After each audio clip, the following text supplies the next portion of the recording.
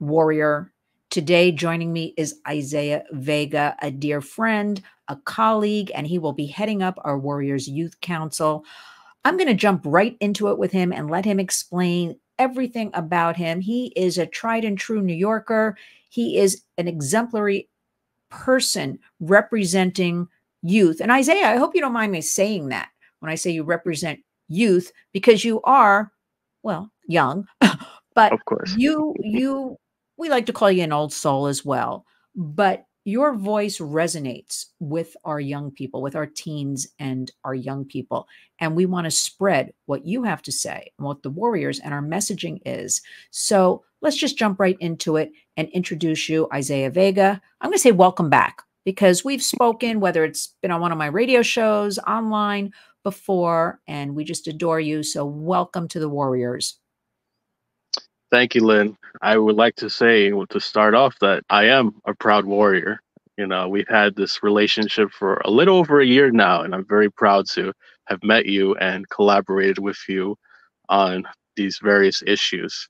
Now, as Lynn said, I'm Isaiah Vega. I'm a former candidate for the City Council in District 37, which is Cypress Hills and Bushwick. I ran as Republican conservative last year. Unfortunately, I did not win, but the long-lasting effects of my race and with the connections I made have led me to various places, and this being one of them. So thank you for having me, Lynn. No, of course. Now, listen, wait a minute. Let's back up here for a minute. Of course. Okay. First of all, how old are you? I am 22 years old as of right I know now. that, but I just wanted to hear you say it. And I want to point that out, and I hope you don't mind, because you ran for city council in the toughest, in my opinion, city in the world. One of the biggest, if not the biggest, I don't even know, my own hometown, in an area, District 37. I mean, explain this to us. Explain why you wanted to run. Explain what is District 37. Name the communities. Tell us a little bit about the community. We want to know your boots on the ground. What's the demo? What makes up? What are the people thinking? It's kind of a loaded question, but just go for it. We want to hear from you, real New Yorkers, not what we're hearing, in that so-called media or what's pushed online to us. Your boots on the ground. Tell us about District 37. So yeah, you asked, why I entered the city council race to begin with. And, in 2022, I saw that there were no local candidates for this area which I live in, which is Cypress Hills. And even years before that, there have been like no local candidates. No one has ever come here. No one's ever campaigned here. And I said, well, if no one's going to do it, this year, I said it might as well be me. And it ended up being me because I was one of the only people to step up for my community.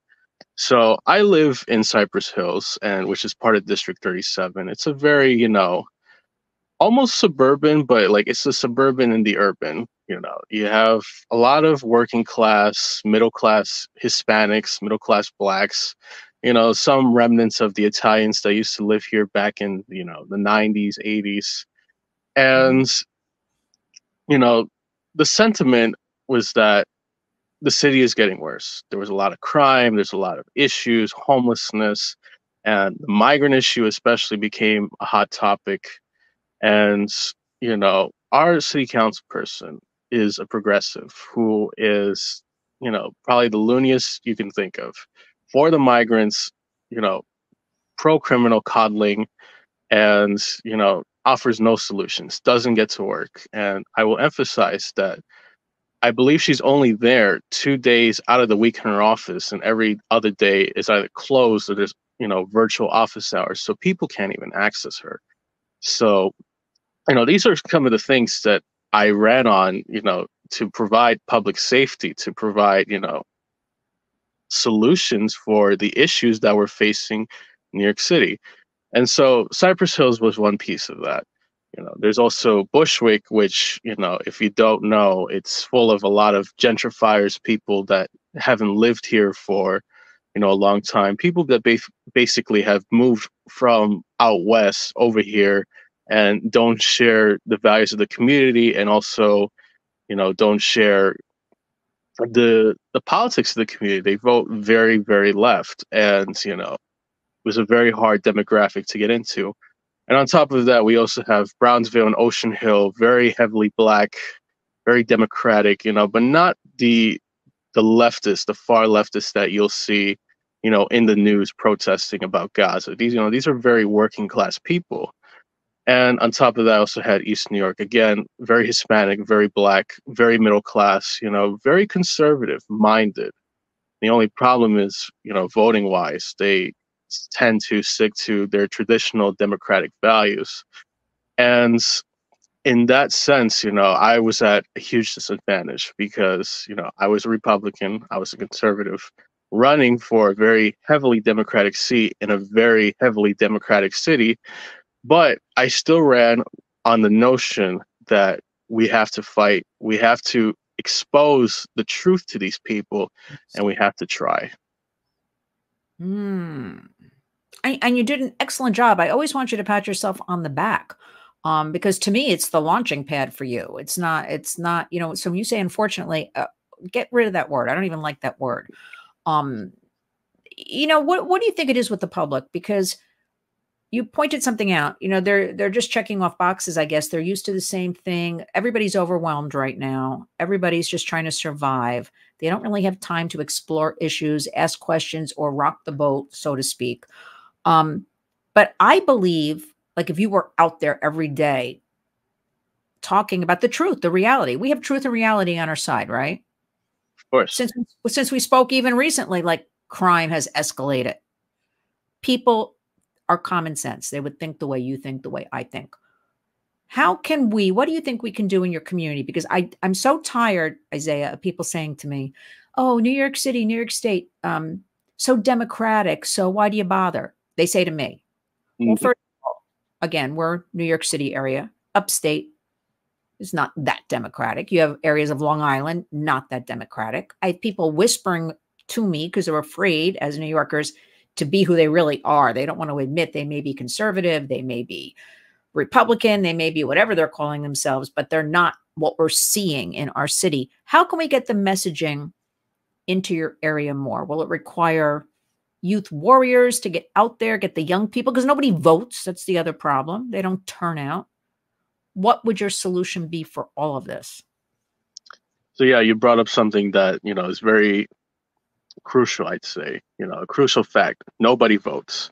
And in my race in particular. I don't get it. I don't mean to interrupt you, but they complain, but like they don't vote. I don't get it. I don't get it either. And let me bring out the numbers for my own neighborhood, Cypress Hills. The turnout was about 4%. I know, abysmal. For the district entirely, it was around 7.5%. So, when people ask me, what's the solution to, making change, it's convincing people to vote. And, when you have 160,000 people and only about less than, I'd say, 5,000 people vote, that's still 155,000 people that can be won over. The problem is voter apathy. They think nothing can change. They think, everything is already set in stone and that their vote doesn't matter. But when you take into account these numbers, your vote does matter because, your vote in a low turnout election means a lot more. It could be the deciding vote of an election. And on top of that, grassroots support, which is what my campaign had, also, will help heavily in that. And, youth warriors especially could help determine that vote, because when I ran and when I spoke to people, they're like, you're so young, you have hope. And I said, of course I do. Yay. Because who else was going to do it?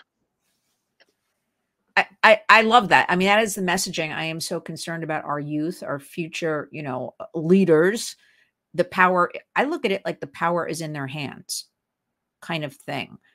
I do believe I'm old enough I could technically be your grandmother. Do you know that? Yeah, of course. I could. So like, I point that out because like I've been around, but things have only hit me now, like looking back on the journey. There is definitely The fact that you have hope is so terrific. Everybody has to have hope. It can turn around. I've seen things over the decades turn around.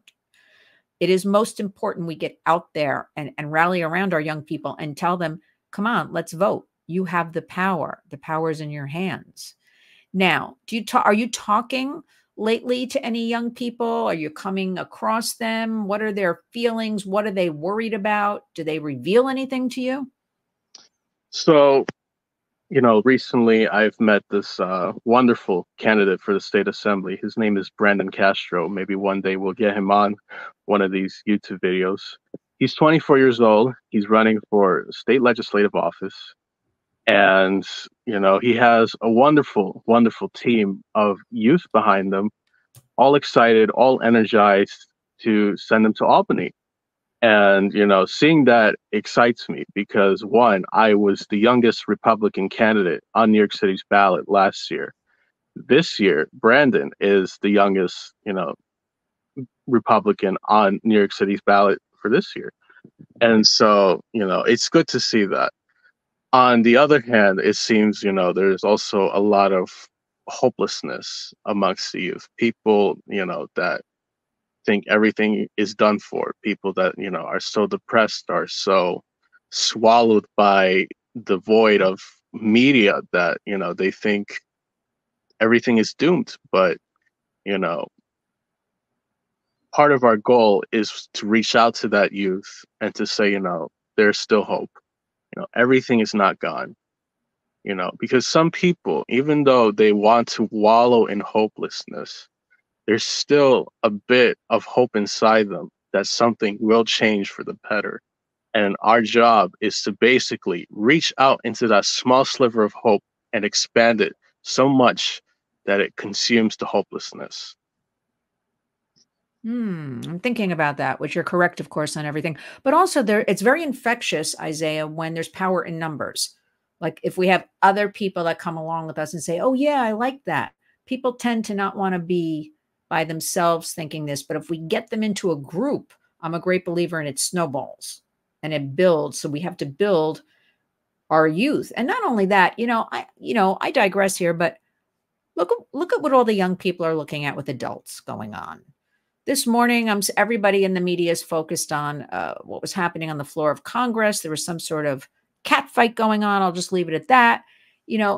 I last night was just at an event. We work with 2 safe houses, and we had our event towards a new life. Like those are the issues that matter: safe housing for people, food for people, school education or job training, whatever that might be. And look, this, we've talked about it a lot. There's no focus on those like real life issues. It's on all that nonsense. So I want you to tell all the young people, be turning off a lot of that media. Don't listen to it. But the problem is we go into online, right? So much is being thrown at everybody online. Give us some thoughts on what you think about is happening online. And it's on all the platforms. What is that all about? Because you've grown up in, I'd like to say, this bubble. I like to say 30 and under. It's just part of your life. Phones, gaming, laptops. Tell us thoughts. And you have siblings. So I don't know if you want to share any, everybody's probably online. Yeah, most definitely. I think social media has been one of the biggest detriments to our generation and to the whole world itself. In the past, we saw that, people would consume the same media simultaneously. If there was a big game, everyone in the family watched it. They crowded around the TV and, they spent the night watching it. And then the next day, everyone would talk about it. The children would watch a cartoon on Saturday. They'd go back to school on Monday and they talk about it with their friends. Simple things like that. When social media came about, the pieces started basically disconnecting. We have algorithms that cater to people's different mindsets. And with that algorithm comes, people's interests are divided. Nobody consumes the same media anymore. And with that, people, tend to group themselves into online, community forums. And they stick to their phones more, they stick to their computers more, they don't go out as much, they're not as sociable. And, we tend to see that in our youth today. Nobody connects with the same media anymore because the algorithm caters to them with their own select media. So nobody's communicating, nobody's connecting. And what you see is like an increase of depression, people feeling lonely, like people don't understand them. And truly, it's sad, but the way that social media operates is to make money off of the consumer. And with that, the ad revenue and all this, third party scraping what your interests are, it's not only detrimental to the mind, but it's also detrimental to your privacy. And so social media is terrible. I highly recommend to cut down on social media a lot, because it's disconnecting us. It's making us less human. You mentioned so many good points. First of all, May is Mental Health Awareness Month in the United States. So let me just throw out NAMI, NAMI.org. National Alliance on Mental Illness is a wonderful resource if people just want to read about it, in their own private environment. You can call and just ask questions for free. Plenty of resources they give. So again, NAMI.org, because we do have a very well documented youth mental health crisis. We have Isaiah. I can't, and I put out a warning for anybody listening, stories of a little boy named Sammy, 10 years old in Indiana, who just killed himself for getting, bullied and beaten on the school bus because of his teeth, because of his eyeglasses, and so we've got this constant. Social media is really not the word for it. It was before you were born when it started. It was, to get together with long lost family members and friends you went to college with. That's how it was marketed. I was thinking about this yesterday. Fast forward, it has isolated everybody. It really has isolated. It's not going away. If anything, it's expanding into artificial intelligence. That's another program. What do you suggest? What would be some of your top tips? You did say less social media, but we have to really teach people, because it is an addiction. Again, there are studies. It's an addiction, the swiping, keep looking, dangerous algorithms. We can back all this up. We have to teach people, put down your phone for 15 minutes a day. Start there and go back. What are your thoughts on some of this? What would you say to some young people about all of this social media? Like I said, and like you said, put the phone down, because probably that'll be your greatest benefit. Go outside for not even more than 10 minutes if you don't want to, but going outside, making sure, you're hydrated, making sure that, you're taking care of yourself, because it can be so easy to lose yourself in social media that you're neglecting yourself and you're neglecting the people around you. And I know for some people, it's not so easy, especially if they live in abused homes or, places where they have nobody around. And it is very hard. And, I don't really have answers for everything. I wish I did. But, part of making ourselves more sociable is also abandoning what we have now, even though this is a computer at our fingertips now. It's tough. Our phones. I know. It's tough for you and me. It's tough for we work on this, right? We work on the computer. We're in contact with our family on the phones. Most parents will say to me, well, we want, the kids to have phones because they can be in contact. But that being said, that's fine. We have to have some guardrails. Yes. I feel like, again, to use the analogy, seatbelts to keep kids safe, bicycle helmets. Let's have some social media online safety guardrails, which we at the Warriors work on all kinds of legislation. I was just up in Albany this week. And I have to admit, Isaiah, they're just stare at your face and say, yes, we know it's bad, but then they don't do anything. And, all the legislation for online kids is bipartisan. It's a lot of different people, groups coming together to work on this, yet they don't take any action, which tells me, big tech rules the roost, so to speak. There's a lot of money there, right? Kids are the product, eyeballs. What do you think about, because one program I want to expand upon, and I want your thoughts, is getting phones out of schools. I want kids to check a phone in the morning and pick it up after school. Now, there are a lot of, it goes school by school or school district by school district.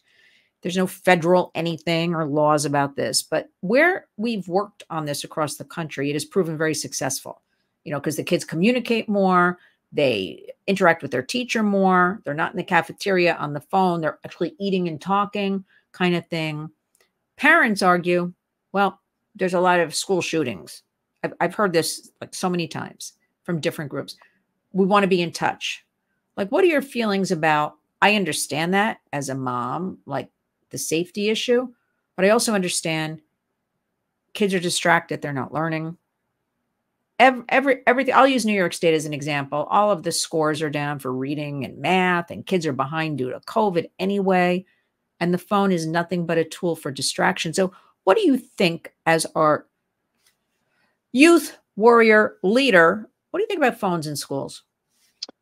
So I actually grew up in a school where they would take our phones in the morning. So, you know, I did not grow up with, you know, having the phone all day long in a school. And, you know, to parents that say, you know, school shootings are a concern, one, yes, they are, but two, not in New York. On top of that, to address the school shooting crisis is to address the mental health crisis in our youth. Because as we've seen from school shooters, they tend to have come from, you know, neglect, abuse, bullying, even in schools. And to properly address, you know, school shootings, we have to address our mental health crisis, of course. Because once we do that, we are on the path to, you know, healing from school shootings, because, you know, school shootings will go down tremendously, I believe. You know, is it proven? I'm not sure. You know, I'm not an expert in that, but I do know for a fact that we have to address the mental health amongst, you know, these disturbed group of people, and we have to prevent that from happening. You know, on top of that, I do believe that, you know, we should take, you know, phones from our students whenever they go into school. And I would even argue in favor of regulating social media so that, you know, our youth doesn't fall into the trap, you know, of all these beauty contests and popularity contests, all this bullying, you know, because kids are very creative and they weaponize social media for bad. You know, they do it for good, of course, but, you know, we have to focus on the downsides, and they do use it to bully other people, to bring down other people, and it is quite the tragedy. And, you know, I know legislative offices across the country have, you know, taken measures to try to regulate social media, you know, for people under a certain age. And to be honest with how, you know, detrimental social media is, I'm almost supportive of these measures, because, you know, our youth are troubled, and the best thing to do is to start taking away from them. You know, I know people hate, you know, things being taken away from them, especially something that seems so good, but social media is not the greatest thing in the world. Well, and they have to be shielded from that, I believe. But Lynn, I'll hand it back to you. no, it's a real slippery slope, because, you know, we work on delay is the way. Like, what 5-year-old, you can't tell parents or guardians what to do, but really, Isaiah, what 5-year-old needs a phone, right? Right. I even say what 10-year-old needs a phone. I even say nobody before 8th grade needs a phone, right? So like, delay is the way. We try to teach that. Nobody needs to have that. But if you, as the parent or guardian, buy that phone, which mostly you did with your money, you pay for the internet as the adult, put the guardrails on there, because my fear is once we shut down, there's been a lot about TikTok lately. You can't just shut down TikTok. It's on every platform. This type of, you would have to shut down. This is the way I feel, everything. Once we start allowing, okay, we're going to shut down this, I'm afraid, follow me here. I know you know where I'm going with this. Like, they'll take liberties to shut down other things they shouldn't be shutting down, but they're going to say, well, we had that. Now, if you can follow that thinking, it's a very slippery slope. But here's some good news that just happened on Capitol Hill in the last 2 days that I want to share. Bipartisan legislation has been introduced to update Section 230 of the Communications Decency Act. Now, this Section 230 was established the birth of the internet, 1996. It's a little technical, but I'll break it down. All it says is all the big tech platforms, we can't be held responsible for any content people put on here. We're a billboard. We're a newsstand. You can't legally do anything to us. We're not responsible. This new legislation that was just introduced will update, and see, I think this is a good move to update. Certainly 1996, almost 30 years ago, a lot has changed, right? I don't think anybody really ever anticipated this social media would go so dark. So this is a good move, like updating this Section 230. So we'll see where that goes. We know there's a lot of red tape always involved, but the fact it was introduced, that's where legislation can help, kind of thing. But it goes back to community, right? We always say community creates change. You have to know what's on the phones. I mean, you have to put the guardrails. You can do it very simply. You know, there are phones that look just like a regular iPhone for kids that have no internet access. So you can still program in, you know, your child's number. Now, that being said, it's a little tough, especially with teenagers, because their friends all are doing it, right? Mm-hmm. You know, with the phones and porn's coming through. And even if your child, you talk to them and, you know, the friend will say, here, look at this. But the biggest fear we have going on, the number one thing with teens not being discussed enough, is this sextortion. Now, Isaiah, what do you know about this sextortion? Have you brushed up on it? What's going on with that? I haven't brushed up on it, but you know, yeah, I'll fill you in if you're not brushed up on it. But it is simply a child, teen, talking to what they believe. See, that's the other thing. Kids are so vulnerable. This goes with the mental health. They're talking to strangers. When did we ever think, you know, open up your front door, let the world in, right? That's your phone or that's your laptop. Think of it that way. That's your gaming console. They're so vulnerable that they're revealing so much personal information right away to a stranger. So they think they're talking to a peer, another 14-year-old.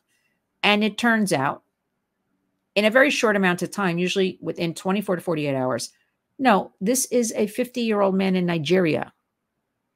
And because the child is so vulnerable, they're exchanging dialogue, nude images, like no, they don't think anything of it.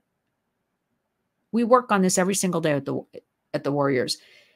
Right away, once that nude image is received, that person usually reveals themselves and says, I want $500. I want $5. I want you to do this. It's called sextortion. They're extorting you for money for more content.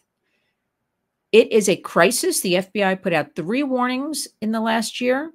It is the #1 cybercrime just announced in the United States. See, I think, Isaiah, the public needs to know these things, like it's happening, because when I talk about it, adults will say, I don't know any of that. I didn't hear about that. Here's the thing going to mental health, especially targeted are teenage boys, 14 to 17, and they're too embarrassed to go to their trusted adult. What are they doing? They're killing themselves. Because somebody will say, give me $500. They don't have $500. So instead of being able to go to the parent has to be able to react, okay, I don't like it, a nude image, whatever, we're going to fix it. It's a crime. The kids are killing themselves, Isaiah. And I just told you about 10-year-old little Sammy in Indiana. We can't have this. Like, we have to now address what it is, have open and honest communication, deal with the reality kind of thing. How can you, I'm very serious when I ask you this, how, I know Florida has done a lot of things about social media and age restrictions. How do you really enforce that? Kids are so smart. Like, they know how to get burner phones. They know how to get around pins and codes and safety features. How can one, because I can't figure it out, how can you really say, no, you can't have that social media until you're 14? Remember, we're talking about adults that may be concerned about their children, right? A lot of kids out there have nobody concerned about them. There's nobody watching them, helping them, talking to them. How are we going to say you can't have, I don't know, Instagram, Snapchat till you're 14? Yeah, age verification, we fight bills on this constantly because a lot of the sites just have you check off a box, I'm 18. Kids check off a box. What would you suggest? Do you have any suggestions for that? Because I can't figure it out. I think about it all the time. Right. You know, I've seen ID verification, but I'm not sure it even goes as young as 14. I could be wrong, but I'm not familiar with that. How do you say, concept? Like I have, you know, taken pictures of my ID to verify it to various government organizations, but I'm not sure if we should even be going that far. I mean, we could, but it brings into question, you know, what is that company going to do with your ID? You know, they're storing it for the sake of, you know, verifying you, and they can do whatever they want with that. It's very worrying.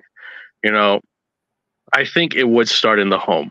You know, if the parent is really adamant on preventing their child from falling down into this pit, they would say you can't have that, and they would do everything in their power to restrict that social media. However, you did say kids are very smart, and I agree with you because, you know, there have been online forums, online discussions, you know, amongst kids telling them how to bypass whatever their parents have enforced on their phones. And to that, you know, it's very hard, you know, it's like dealing with little hackers trying to bypass the system. And little hackers, I like that. Yeah, and to, you know, counter that, you need your own set of hackers to try and make it harder for them to bypass that. But with every hacker, there comes a counter hacker to, you know, fight that Cold War, you know, that digital Cold War to, you know, get what they want. So, you know, we're really at a crossroads, you know, that it almost seems impossible to overcome. But, you know, we just gotta think creatively like kids do, and, you know, maybe even ask kids for input, like, you know, how do we prevent this from happening, you know, but we have to like mask it in a way where they're not, you know, suspicious that we're trying to take something from them, like, you know, defending That's going to be your job at the Youth Warriors. You're in charge. We're gonna kind of get in there underneath. They won't know what we're doing, but we're going to brainwash them that no, but actually, because we do some focus groups and things like that in schools, and the kids actually, for the most part, like want more guardrails, believe it or not, kind of thing. And, you know, crowd mentality, like if one kid's doing something, others jump on kind of thing. But we're going to chip away at it at the Warriors, and we will make an impact. We're already making an impact because you and me are talking about it today. It starts with just raising awareness. It starts with some easy tips. Lynn'sWarriors.org. Everybody can always go there and look for resources free. We try to give away as many free resources as possible. I want to finish up with something that really bothers me, Isaiah. This complete rage among young people. Have you seen these videos of, like, recently there were the two girls, the one was banging the one's head into the concrete. It's like these teen beatdowns. They actually, I think that's what they call them, teen beatdowns. It's not just, you know, kids always fought, right? But this is like violence. This is like out to kill. I mean, here in New York, every day I'm reading about this one. You know, we talk about guns, but so many kids are being stabbed with knives and things like that. What, this rage, are you noticing this, or do you think it's just because the media keeps feeding us this? But I think kids are much more rageful these days. They're mad, they're angry, they're acting out. I think this is also the influence of social media. And, you know, you did mention something, you did bring up something. The media is pushing this. And when the media pushes this, it gives ideas into the minds of other kids, you know, to say, oh, I can do that. So then I'll start doing that. And, you know, it's really unfortunate that it does happen. But social media allows for gruesome content. I'm sure you've seen it, you know, beheadings, murder, killings, you know, torture of all kinds, you know. Unfortunately, I've had to witness some of these things, but I know kids as young as 10 and 12 that are consuming this content almost daily, and eventually they become desensitized to it. Yes. And what ends up happening is these gruesome beatdowns, shoving heads to concrete, stabbings, murder, you name it, the whole 9 yards. And it really is unfortunate, but it's what happens when we allow unrestricted social media access. Eventually they stumble upon it by chance, by the algorithm, because maybe one person saw it, maybe when one person sees it, it transfers to another friend and another friend, until eventually over 1 million people have seen it. And amongst those 1 million people, there's a bunch of young people that should have never seen this, not at that age, and probably not ever. But unfortunately, it is an unfortunate reality that kids face today. Are seeing, because once we work with a lot of people at the Warriors, once, and they always remind me, once the brain sees something, the little young brains or even teen brains, even our brains, like you can't unsee it. Like once you've seen it. And there is easy access to pornography, and the algorithms again direct a lot of pornography towards children. They may not even be looking for it. We learned this during COVID when we had government issued Chromebooks. And if anything good came of that period, I'd point this out. That's when the parents started seeing like porn on these government issued, when the kids are supposed to be at home working on their math, their English, whatever they're working on. And there was porn. The filters were never enacted like for safety. The predators go where the children are. People sat up and started fighting back, like this porn. So we have that issue, and we have our young people, girls thinking that's the way you get treated. We have boys thinking, okay, because a lot of it's very violent. It's not just, flowers and candy. We're a family show. I'll kind of leave it at that. But it's, complete like strangulations of girls, things like that. So boys think that's the way you treat a girl, because we work with our partners, Nurses United Against Human Trafficking. So they report across the country, many girls are showing up strangled, marks all over their necks, beaten up as their first like sexual experience. They're 14, 15 years old. So like, that's a whole nother area. We have to empower our kids. Like, no, it's a tough one. I mean, it's that big wheel with a lot of spokes that we have to address a lot of different issues, but I am so honored, Isaiah. Like, I met you. You came up to me at an event. We're bonding. You will be heading up. We have a lot of working on our launch Warriors right now. We're brainstorming and strategizing about that. We are going to empower our young people. They are worth more than any of this nonsense. And they are worth more than these horrible criminals, these predators. And frankly, government does next to nothing. Although we chip away at the Warriors with legislation, it's about us, right, Isaiah? Doing it in the community. So we want all of you. I'll have some information in the body of this video. We want everybody to follow Isaiah. Where would you like to, how about Twitter? Is that your best place to do it? Twitter is the best place. Yes, correct. Vega for New York. Now, let me finish it with one final, let me ask you a question and then some final thoughts. Where do you see yourself in 5 years? Do you ever think about that? I do. I think about it a lot. I can envision myself in many places. And, I think that's the beauty of life. I don't see a straight, set path for myself, but many opportunities unfolding before me. But, if I had to, be anywhere, it'd probably be still working with you, because you're a great friend, you're a great mentor, and you fight for what's right. And this is the fight that's probably even more important than, whatever I did, which was run for city council. No, no, take that back. I'll tell you why. First of all, thank you for those kind words. I get choked up. We've only just begun. That's the way I say it, the Warriors. We've only just begun. We have a lot we're going to be working on, a lot of things exciting, coming up. City council, please, Isaiah, remind people that is so important that people be involved. Explain why city council is so important to communities. Of course. So the city council is the legislative body for, the city, which, in our city, it's New York City, the biggest city in the entire United States. And with that, they decide the budget for the city, which is, I believe 115 billion dollars.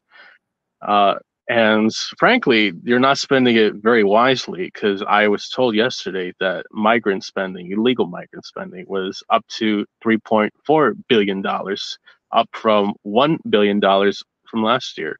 So, we're spending a lot of money on a lot of wasteful nonsense, a lot of things that are not going to the communities that desperately need it.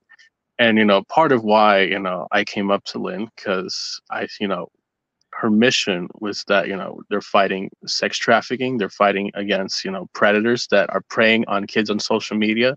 And I said, this is something the city should be funding. This is something the city should be working with, because our youth are important, our youth are our future. The migrants, they're here to replace us. They're not here to, with our values. They're here to take everything what we have, and that includes taking away our education, taking away our social services, and taking away what's important. And I believe, what Lynn is doing is extremely important, and something the city should have been funding a long time ago. So, I think that's how our relationship began, because I wanted to work with Lynn if I was elected. And maybe one day I will be elected and hopefully continue to be working with Lynn. Amen. I like to say you will be elected. I wanted to see where you were going. No, because the city council is such an important role in the city of New York. Like, that is where it happens, kind of thing. Again, it's that community, it's that grassroots happening. It's going to happen. And of course, you're stuck with me. I mean, you're not going anywhere, because we're building and I need you. So there's that. Give us some final words. Anything you want to leave us with? Yes, don't lose hope. Hope is something that we desperately need every day, and I would like to impart my own hopefulness to everyone that watches this. Do not lose hope. Not all is lost. As long as we continue to fight, our hope will transcend. And everybody has to become a warrior. Amen. That's what I like to say. So everybody will follow you, Vega for New York, on Twitter. I mean, X. It's called X now. I still call it Twitter. I'll have some information and resources in the body of the video. We'll have this up later on. Isaiah Vega, you know how much I love you. I adore you. You are the real deal. You are going to be heading up our youth council. We are going to do amazing things. We are going to become the leaders in New York, not them. I'll just leave it at that. Thank you for joining us today. We will talk again soon. Yes, thank you for having me. It was a pleasure. You're welcome. Have a good day. You too.